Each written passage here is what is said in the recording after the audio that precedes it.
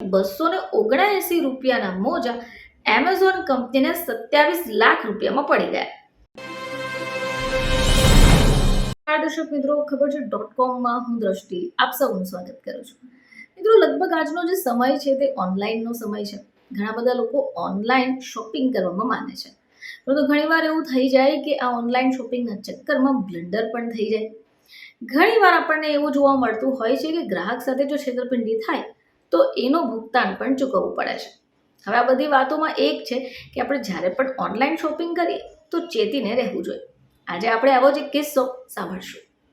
મિત્રો, વાત આજે આપણે કરીશું એમેઝોનની. તો તાજેતરનો આ મામલો ઓનલાઈન શોપિંગ સાથે સંબંધિત છે. અહીંયા સાઇટ ઉપર એમેઝોનને દંડ ફટકારાયો છે. હવે તમને એવું થશે, આવું શા માટે? તો આ જે માહિતી છે એ છે ચંદીગઢની. તો યુવકે ઓનલાઈન શોપિંગ વેબસાઇટ એમેઝોન પરથી માર્ક જેબ્સના બ્રાન્ડના મોજા ખરીદ્યા. હવે એવું તો શું થઈ ગયું કે એમેઝોન કંપનીએ પસ્તાવાનો વારો આવી ગયો. તો કમિશને એમેઝોન કંપનીને છેતરપિંડી અને ગ્રાહકોને ગેરમાર્ગે દોરવાના 7 ગુના બદલ દોષી ઠેરવી દીધા. તમને જાણી નવાઈ લાગશે કે આના બાદમાં 25 લાખ રૂપિયાનો દંડ ફટકાર્યો. હવે આની સાથે આ જે રકમ છે તે કન્ઝ્યુમર લીગલ એકાઉન્ટમાં જમા કરવાની રહેશે. હવે આ સિવાય જેમણે ફરિયાદ કરી છે એમને માનસિક તકલીફ થઈ, એને માટે એમેઝોનને 2 લાખ રૂપિયાનું વળતર ચૂકવવું પડશે. હવે તમને એવું થશે કે એવી કઈ પ્રોડક્ટ હતી કે તેમણે મંગાવી? ચાલો, શું છે આખો મામલો એ પણ જાણીએ. તો ફરિયાદમાં જતીન નામની વ્યક્તિ જણાવે છે કે 22 ફેબ્રુઆરી 2023ના રોજ માર્ક જેબ્સ બ્રાન્ડના મોજાની તેણે જોડી મંગાવી.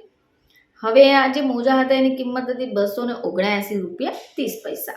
હવે એને 25 ફેબ્રુઆરી 2023ના રોજ પોતાનો મંગાવેલો ઓર્ડર મળી ગયો, પરંતુ જ્યારે તેણે ઓર્ડર જોયો તો આશ્ચર્યચકિત થઈ ગયો.